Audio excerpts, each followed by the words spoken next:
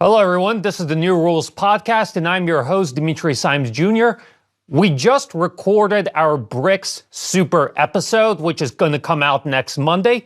But given the situation in the Middle East, we wanted to record a special short analysis from our guests, Professor Aleksander Dugin and Pepe Escobar, about the conflict going on there.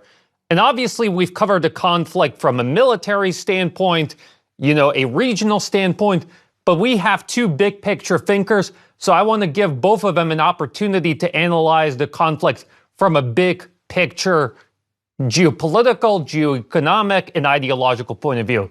I'll start with Professor Dugin. So I think that we are facing now the beginning of the big war in the Middle East. I think that Israel, when it started its operation in Gaza, has opened the door of the hell. Because after making what Israel has done to the civil population, there is no chance to get from this situation unharmed. So I think that there will be a big war.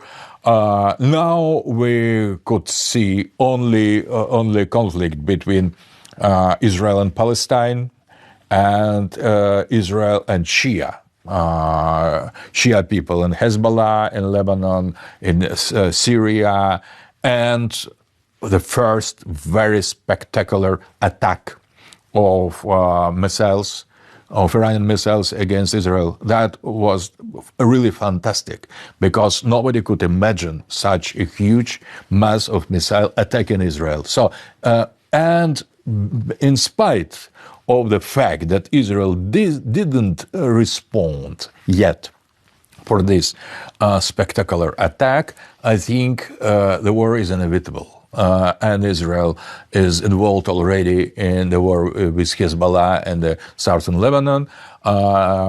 Israel is attacking Syrian territory, and Iran is already inside of this war.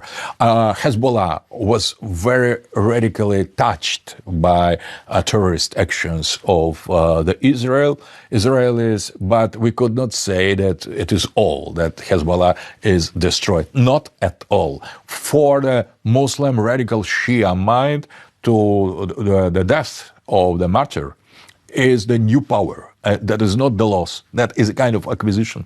That is the alternative economy of the spirit in this tradition. And I think that the position of the West, who is not going to recognize the behavior of the Israel and the Gaza as genocide, and aggression of the Israel against Lebanon, all that will provoke the big Middle East war, where step by step the other Islamic Muslim nations will be involved in. I think that it is delayed.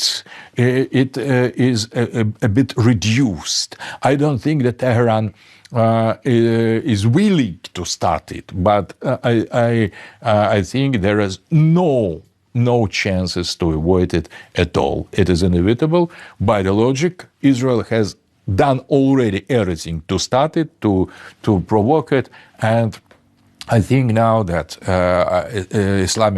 Islamic nations they are just waiting the proper moment to enter this war, because resistance of Middle East is already involved, and Iran has made this attack, and I think that the war will continue and will start at a broader scale. Interesting that Israel has no reason to have this war, because they could not gain anything. They have everything they could hope, and all the rest is behind the rational analysis. And I think the messianic ideas of Netanyahu and the people around him, Ben-Gvir, Smotrichit, and other, they are playing very important part. They seriously consider that the greater Israel and destruction of Al-Mosque, Al-Aqsa Mosque, and the beginning of the reconstruction, building of the third temple will help to Moshiach, Messiah, come earlier than presumed. So they want to hasten the advancement of the coming of Meshias, and I think that is reflected in the eschatological readiness of the Shia world to deal with such situation. That is, in the eyes of the Shia, the appearance and manifestation of Dajjal. In our lexic, it is anti-Christ. But in the Islamic tradition, it is called Dajjal, the liar. So they identify easily Dajjal and Israel and the global West. So that is the final combat for them. And it could be delayed, but it could not be avoided. Pepe, what do you see as being the big picture for what we're seeing right now in the Middle East? Well, now we are seeing how deep and how powerful will be the axis of resistance. Because in the minds of, I would say, the scatological cult that is passing as a government in Tel Aviv at the moment.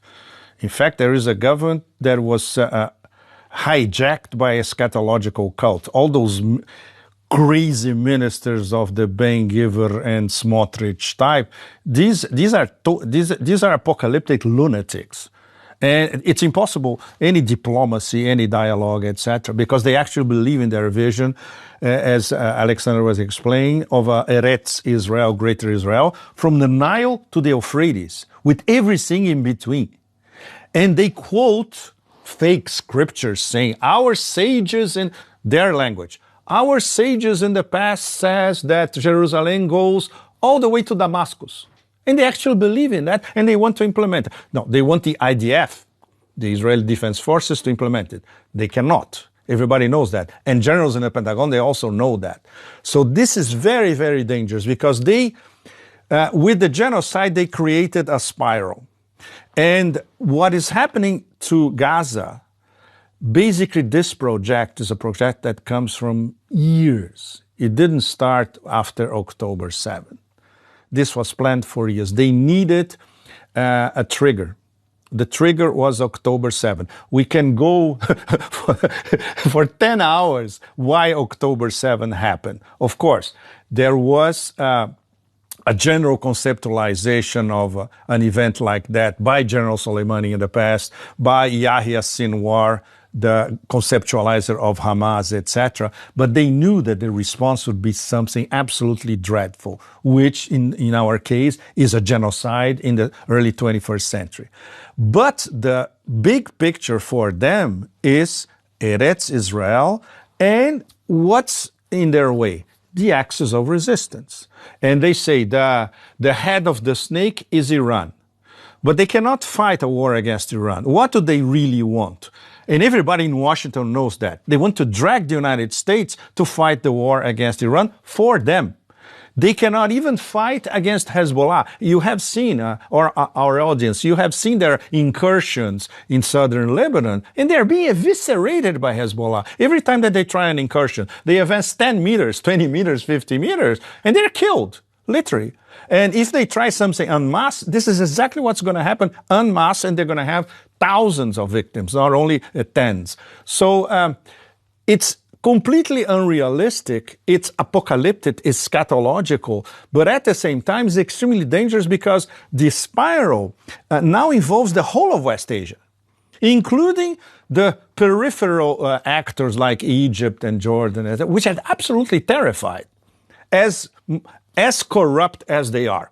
That little king of Jordan and Sisi in Egypt. But they are terrified because there will be a spillover effect and it will involve their nations as well. And MBS and MBZ from far away, they look at that and say, oh, what we had in mind in terms of economic integration with Israel Obviously, we cannot do it. And Iran, okay, just to finish, 30 seconds. Iran, it's a very special case because there is all the work that General Soleimani did to organize the axis of resistance long term. And we are right in the middle of what he thought 10, 15 years ago. And at the same time, Iran doesn't want a war, as Alexander said absolutely correctly.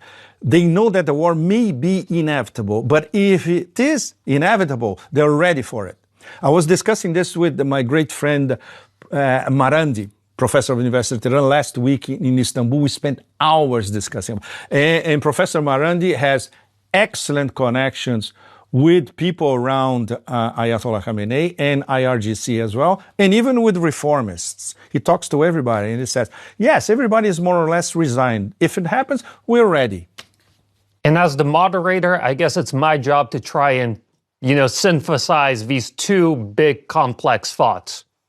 On this program, longtime viewers will know that we always like to say, you may not be interested in World War, but World War is interested in you. You may not be interested in escalation, but escalation is interested in you. And ever since October 7th, it seemed numerous times as though the Middle East would erupt in regional war. But every time, regional actors, out of a sense of caution, out of a sense of self-preservation, managed to step back and establish a sort of unstable equilibrium.